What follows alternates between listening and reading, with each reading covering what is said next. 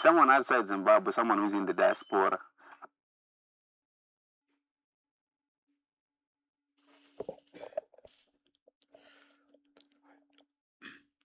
Hello everyone, how are you doing? Good evening to you. So we are waiting for others to join. If you have got any question that you want to ask or anything that you want us to talk about, please, you can make a contribution. Can you type under the comment section there? Which areas do you need us to work on, or which areas do you feel that you need assistance on? So we are waiting for others to join so that we can start. Today we have one of the most interesting cases. It's a case that is very rare. What I can say is in my career is the first time for me to see this case that I just saw today. And I decided to share with you. You can also benefit out of it. So in the meantime, if anyone has got a question, please feel free. Anything that you need to contribute on. I'm sorry guys, at times I get overwhelmed because I've got a lot of things to do. So that's why I'm taking this opportunity now to address some of your concerns or some of the questions that you might be having. So if you feel that you've got something that you need to ask, the door is open for you now. You can ask anything that you want. Then I can answer before we move to the case of the day.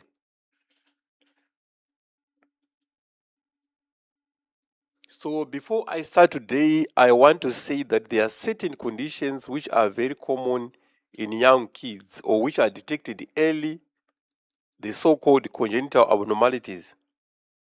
Fortunately or unfortunately, there are times during which certain things are overlooked and then they can only be not detected or noticed later in life. It's just like people who have with one kidney. When you are born like that, you never had a sonar.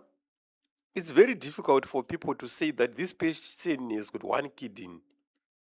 It can only come to light when there's a condition that pushes you to have a sonar. That's where they can tell you that you don't have another kidney. So there are congenital anomalies which don't affect our daily lives. There are congenital anomalies which affect our daily life without certain functions of the body. You cannot function. So there's a distinction between conditions which affect the body, but they don't affect the function. In this condition which affect the function of the body as well. So the good thing about organs like the kidneys, they are dualized. You do have with the right kidney, we do with the left kidney. So that's the benefit of you having two kidneys, because if there's a problem with one kidney, the other ones can function. So if this condition that we are going to discuss today, if it happens in both kidneys, it means you won't survive. You won't survive because you can't function without the kidneys. So ladies and gentlemen, without wasting our time, let's go straight into our case of the day, our case that we're going to present today. So the clinical history of this patient is this. The age of the patient, it was a 64-year-old male patient. So the patient presented for abdominal ultrasound following intermittent flake discomfort and reduced renal function assessment. Then on routine laboratory investigation, we checked or not. These I'm just putting the other things like for you as your notes to say that if you are going to write the clinical history, my patient was only presenting with the flank abdominal pain without any other history that was compounded before. So if you are writing the patient history, you should use the patient actual indication if different from whatever I'm presenting there. So there was no previous history of renal surgery, trauma, or unknown congenital renal abnormalities in my case. So routine laboratory investigations were requested together with ultrasound evaluation of the kidneys. So this is the routine. When there's a suspected case of abnormal function of the kidneys, the lab tests to also come together with the ultrasound findings. So they have to complement each other. So the most critical part, this is where the real ultrasound now begins, is the clinical questions. You don't just do an ultrasound scan for the sake of it. There should be a reason why. Because someone is coming, is leaving their homes, leaving their jobs to come for the ultrasound scan. What is the rationale behind it? There should be a clinical question. What motivated? What triggered it? What caused someone to pay their money to have an ultrasound down scan? The triggers now. Those are the clinical questions. Is there obstructive uropathy? Is there a renal mass? Are the kidneys functioning normally? Is this cystic renal disease? Could this represent hydronephrosis? So already some questions are already building before you do your ultrasound scan. That's the nature of every type of an ultrasound scan. You must have clinical questions. You have the history of the patient. The patient is in front of you. So what are the clinical questions? Read the request form. Look, what are the clinical questions? What exactly is it that you want to achieve? You don't just take a request form, then start doing a scan.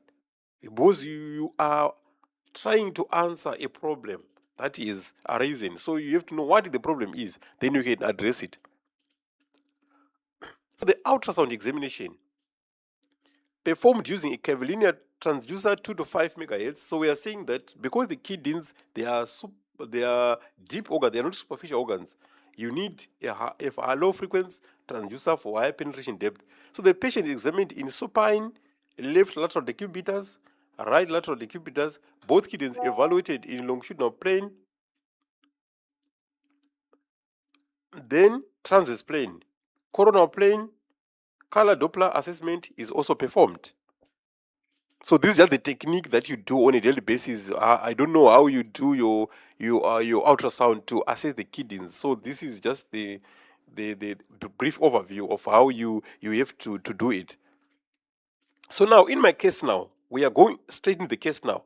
The ultrasound findings. So the right kidney, the right renal fossa demonstrates an irregular shaped kidney almost completely replaced by numerous non-communicating cysts of varying sizes. There is near complete absence of identifiable normal renal parenchyma. No normal cortical differentiation is visualized. No dilation of the collecting system is identified. No internal vascularity is demonstrated within the cystic spaces. No solid enhancing component is seen sonographically. No renal calculus is identified. Appearance is consistent with multicystic dysplastic kidney. So the contralateral side, the left kidney is enlarged with the preserved corticomedullary differentiation, compatible with compensatory hypertrophy, no hydronephrosis, no focal renal masses, no renal calculi, normal cortical echogenicity was observed. So let's go to the case. So this is the case. This is the sign images that I did. Can you now see what we saw, what I saw there? You can appreciate the cyst that we have there. So this is the right kidney. That is our right kidney there. Let's play it. So look at what is going on there. Look at these cysts. They are discrete. They don't communicate with each other. And you can see that much of the renal parenchyma has been replaced by these cysts. You can appreciate what is going on there. You can't really tell where you look at the left kidney there. You can see actually the cortex here. You can see the renal sinus as well there, the fat, the bright one. But here you can't see anything. You can only see the cysts which are replacing the renal parenchyma. So all of that. So this morphology, it usually presents in peds when you are doing your anomaly scan. You see that. So this condition normally happens on one side. The ipsilateral side is not is only on one side. The contralateral side is not affected. So multicystic kidney disease normally affect one kidney, doesn't affect the other. So it's different from a polycystic kidney disease where it affects both sides. So that's the major distinction. So if you see these multiple cysts and then they are replacing much of the renal parenchyma like that, you must think outside the box to say, what is that? You can see that this kidney is no longer functional because the functional part of the kidney has been replaced. It has been replaced by those cysts that you are seeing. So now, to every diagnosis, there should be differentials. So these are some of the differentials that you can attribute to multicystic renal dysplasia. So before reaching the diagnosis, consider severe hydronephrosis, autosomal dominant polycystic kidney disease, multilocular cystic nephroma, multicystic renal neoplasm, cystic renal cell carcinoma, end-stage obstructed kidneys. So these are some of the differentials that you can think of if you see a case that you suspect that is of a multicystic renal dysplasia. So now, the sonographic clues. What are the clues that gives you the definitive diagnosis that you're looking at? What are the clues?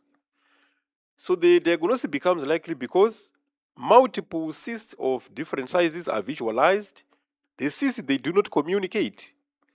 At the same time, there's no recognizable renal pelvis and absence of the renal parenchyma, no vascularized solid tissue, a congenital appearance.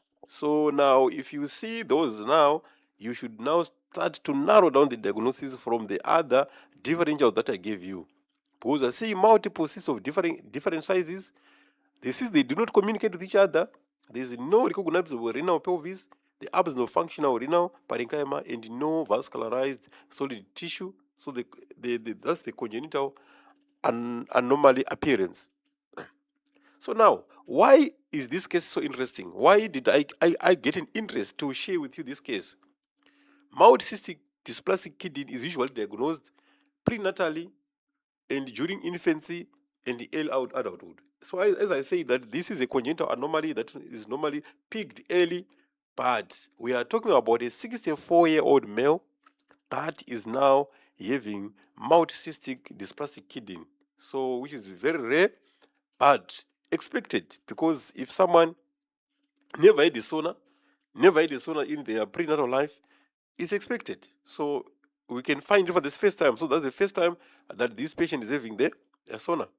So finding an untreated MCDK in a 64-year-old adult is extremely uncommon and may represent an incidental congenital anomaly that remained asymptomatic for decades. So you see now why this is a unique case.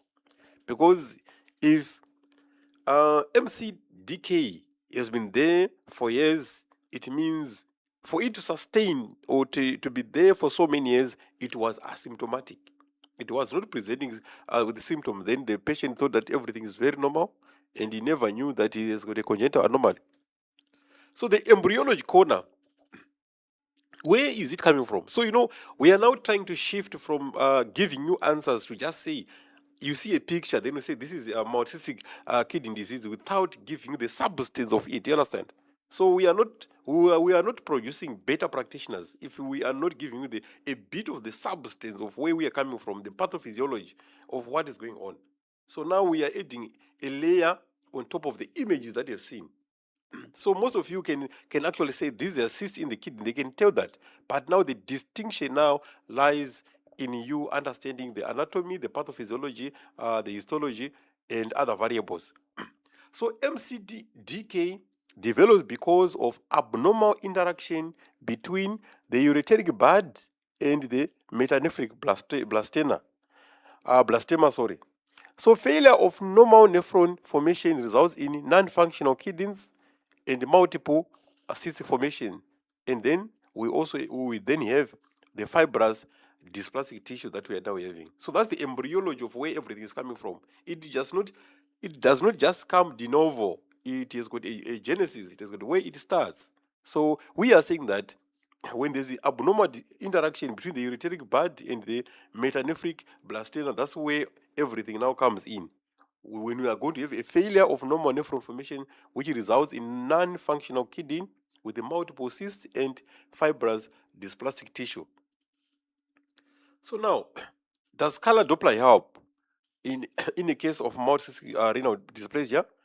So the findings include minimal or absent intrarenal blood flow. No vascularized solid component is to be seen because we are saying that the parenchyma has been replaced by the multiple cyst. Contralateral kidney may demonstrate increased perfusion secondary to compensatory hypertrophy. So that's the thing that normally happens when you have got one portion of the kidney that is affected, because the residual on the one that remains, it is to do extra work, is going to enlarge. So when an organ enlarge as a compensatory mechanism, it's not a pathology, it's what called a compensatory hypertrophy. It's a compensatory mechanism. So the teaching points: never confuse MCDK with hydronephrosis. That's the major thing. Don't confuse the two. Hydronephrosis demonstrate communicating calluses. So the calluses in a hydronephrosis, they'll be communicating dilated renal pelvis, then residual cortex. MCDK demonstrates separate cyst, no renal pelvis, and dysplastic tissue, no functional renal architecture. So all of this will be corroded in a case of multicystic renal dysplasia as compared to your hydronephrosis. So what are some of the complications, the potential complications? So those are the things that you have to understand or know. It's not about you just taking in images and pictures and say that I'm seeing a renal dysplasia there. You must appreciate the complications, the consequences of the patient. Those are some of the things that your patient can ask, or yourself as a master, you have to know. Although uncommon in adults, it can cause hypertension, it can cause infection, it can cause pain. Rare malignant transformation can also happen. So chronic kidney disease, if solitary functional kidney becomes impaired. So now, what is the final ultrasound impression in my case? So the right multicystic dysplastic kidney characterized by complete replacement of the renal parenchyma by multiple non-communicated cysts of varying sizes with no identifiable normal renal architecture. Composite hypertrophy of the contralateral kidney is noted. No hydronephrosis or renal calculi identified in the functional kidney. Overall, sonography findings are most consistent with congenital multicystic dysplastic kidney disease, MCDK. So that's the most likely diagnosis in this case. So what are the learning points? Congenital disease can occasionally present late in adulthood. MCDK should not be mistaken for severe hydronephrosis. Color Doppler is useful for excluding vascularized cystic renal masses. Always assess the contralateral side for compensatory hypertrophy and associated abnormalities. Adult MCDK is rare and represents an excellent educational case. So it's one of those cases which is very rare, that we say that if we see that we've seen an arsenal, we have seen a weapon that we can use in the academia. So the final ultrasound impression, I think I spoke about this already. So now, this is the case that I wanted to talk about to you today. But before we go, I need you to attempt these quiz questions to make sure that you have learned a useful trade. You were there with us and you're appreciating something. So let's attempt this quiz. I want you to type the answers there. It's only 2 questions. It's not long. It's not long. Then I also got the answers and the explanations. So let's attempt question number 1. A 64-year-old patient undergoes renal ultrasound. One kidney is almost completely replaced by multiple non-communicated cysts of varying sizes. There is no identifiable renal pelvis and no normal corticomedullary differentiation. What is the most likely diagnosis? I need your answers, guys. Just type your answers. A is severe hydronephrosis. B is autosomal dominant polycystic kidney disease, ADPKD. C is a multicystic dysplastic kidney, MCDK. Then D is a multilocular cystic nephroma. What is the most likely diagnosis there? What is the most likely diagnosis? You see why I am bringing these things now. It is because there is a thinner lining, or there's a minor distinction between them. You can easily confuse severe hydronephrosis with autosomal dominant polycystic kidney disease, with the multiple dysplastic kidney, and with the multilocular cystic nephroma. So you might be wondering, why is this guy bringing this all to us? But if you look at all these 4 responses, it's only maybe 5% of sonographers who can differentiate those with confidence.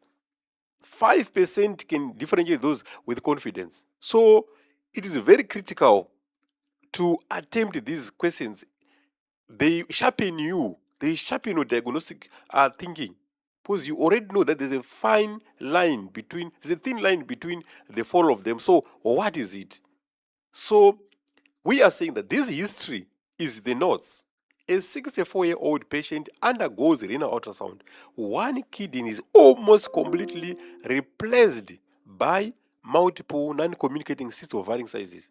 There is no identifiable renal pelvis. You see that with this multicystic renal disease, we are not seeing a renal pelvis, and no normal cortical medullary differentiation is noted. So you see the landmark there. We have got the cysts which are replaced, and we are not seeing the pelvis. So this is very, very fundamental. That's very key. Okay. So it's only one person who has made the contribution. Is fine. So the answer now, the answer to question number 1, multicystic dysplastic kidney, MCDK. The explanation: the ultrasound demonstrates the classic feature of multicystic dysplastic kidney: numerous non-communicating cysts, near complete loss of normal renal architecture, absence of the renal pelvis, absence of normal corticomedullary differentiation, no functional renal parenchyma. These findings indicate a congenital developmental abnormality rather than an acquired disease. Why the other are incorrect? A. Severe hydronephrosis is associated with the dilated calyces with communicate with each other. They communicate. A dilated renal pelvis is usually visible, but we say we don't see a pelvis there. ADPKD usually affects both kidneys. So when you're talking about polycystic kidney disease, it normally affects both kidneys. Residual renal parenchyma is generally preserved, especially in early stages. So we have a residual parenchymal tissue that is preserved. Multilocular cystic nephroma appears as a well circumscribed encapsulated cystic mass rather than replacement of the entire kidney. So the key learning points: non-communicating cyst replacing the kidney with no renal pelvis strongly suggests MCDK. So now our final question. Can you attempt this one? That's our final question for the day. Which ultrasound feature best differentiates multicystic dysplastic kidney from severe hydronephrosis? Which ultrasound feature best differentiates multicystic dysplastic kidney from severe hydronephrosis? A. Presence of multiple cysts. B. Enlarged kidney. C. Non-communicating cyst with absence of the renal pelvis. And D. Thin renal cortex. So which one is the correct answer there? Those are the nitty-gritties that we overlook on a daily basis. We just assume that I know hydronephrosis, me I know polycystic kidney disease, me I know, me, it's me I know. But it is the little detail that makes the difference. It's the little detail that makes the difference. Presence of multiple cysts, enlarged kidney, non-communicating cysts with absence of a renal pelvis, and thin renal cortex. So we have got Mendes came again and said C. Okay, let's go to the answer. So the correct answer is C according to Mendes. That's very true. Non-communicating cysts with absence of the renal pelvis. Explanation: the hallmark of MCDK is that the cysts are separate and do not communicate. In severe hydronephrosis, dilated calyces communicate, the renal pelvis is enlarged, the collecting system remains identifiable. So the comparison, MCDK versus hydronephrosis, non-communicating cyst with hydronephrosis with communicating cyst, there is no renal pelvis in MCDK, whereas the dilated renal pelvis is not in hydronephrosis. Congenital anomaly, the MCDK is a congenital anomaly, whereas usually hydronephrosis is secondary to obstruction, and at the same time, no functional renal tissue is remain in MCDK, whereas in hydronephrosis, there is a variable residual renal function. So the key learning point, always determine whether cystic spaces communicate before diagnosis hydronephrosis. So ladies and gentlemen, this brings us to the end of this case presentation. It's a simple case, but it's very complicated because its differentials, they almost resemble each other. So I think now you have learned that always when you see the replacement of the kidney by those multiple cysts which are not communicating, you should think of MCDKD. So that's the end of it. If you have got any questions, any contributions, can you please make them now? Any contributions, any questions pertaining to this question? So we are going to continue with our liver case series. Our liver episodes 1, 2, 3, 4 up to 10. So it's a lot. So I'm compiling those, and then we'll finish the liver, the whole of it. Then we can move on to the next organ, just like that. It's unfortunate that we don't have much time, so we really have to do it gradually, step by step. I want to ask that I once came across a patient with a problem of polyuria, but the kidney and the bladder were both normal on the scan. The problem that can happen is it can be something that is not microscopic, something that you can't pick on ultrasound. So someone can have polyuria due to other causes. Maybe the person is diabetic, or there is some other things which we can't really attribute on ultrasound. That is the problem. But the good thing is the ultrasound has got its own limitations. So where you end, you have to end there.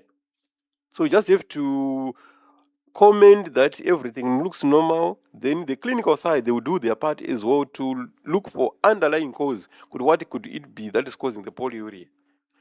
I wanted to ask if there is anything that I might have missed while assessing the patient. I might not say that you have missed anything because I didn't see the images.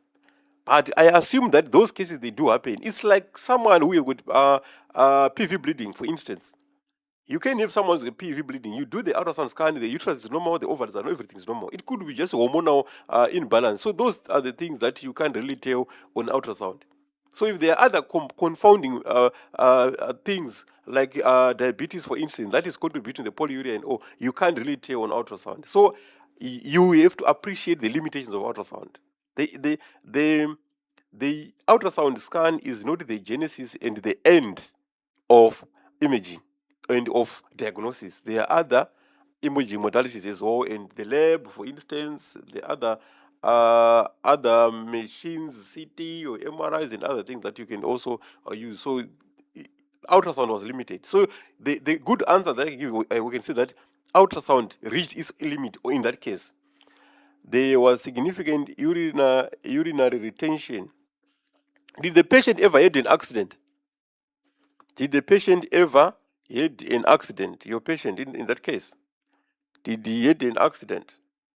Because there are certain things as well which can cause, maybe someone has got a neurological problem that can also affect the sphincters of the bladder and its function. Okay, thank you. Okay, yeah.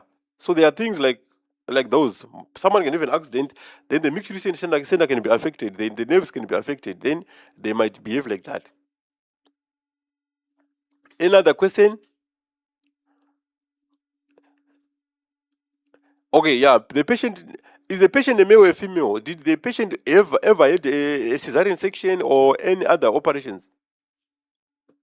Because those also can compound too, can also cause.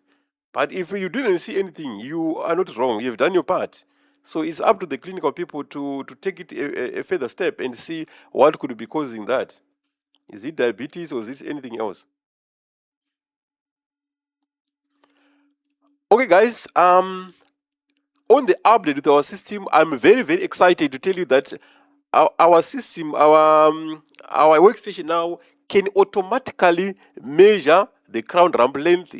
We have moved a mile. Okay, it was a female patient. They never had any surgery. Okay, that's fine. So you did your part, Mos. You have done your part. You are done with your part. So that's it. You can't create or invent pathologies or diseases. So you did very well on that. Yes. So, ladies and gentlemen, thank you so much. So the progress is going on well. It's a lot of work doing the coding and putting everything to function. At times the code doesn't work. At times you have to redo things. But I can assure you that we are very much advanced. We have gone a top notch. So the system is going to automatically, if you put a video of your fetus there, it automatically calculates the gestational age. It automatically calculates the crown rump length. It gives you the EDD and all that. So that's where we are going. So I'm excited. There's good progress. All right. So let's meet again tomorrow with the second or the other presentation. Enjoy the rest of your evening for now. If you've got any questions, feel free. You can ask your questions. There was a quiz session that we did during the course of the day. I'm going to upload the answers on the comment section in a couple of minutes. So I'll just upload them. So I will tag that. So go under that video. Then you will see, you can check the explanations there and the answers. These are not answers for take these. What we are doing is not giving the answers to quiz questions. This is how we master ultrasound. This is the real practical aspect of ultrasound. We are giving you the skills to master ultrasound, but we can't just be spoon feeding you because your mind becomes docile. You don't contribute. We need you to think outside the box so that you you master the skill of how to make a diagnosis. So go through every step of the way. It sounds awkward now, but what I'm telling you, it's going to create a professional in you for so many years to come. A lot of people who did not attend this presentation today, they don't even know what is multicystic kidney dysplastic disease. They don't know about it. And how to differentiate from they don't know about it. So it is the pride that destroys giants. It is the pride that doesn't give you the knowledge to become the expert that you anticipate to be. So let's keep learning. The little things will make a difference in the long run. Thank you so much, ladies and gentlemen. Enjoy the rest of your evening. Bye for now.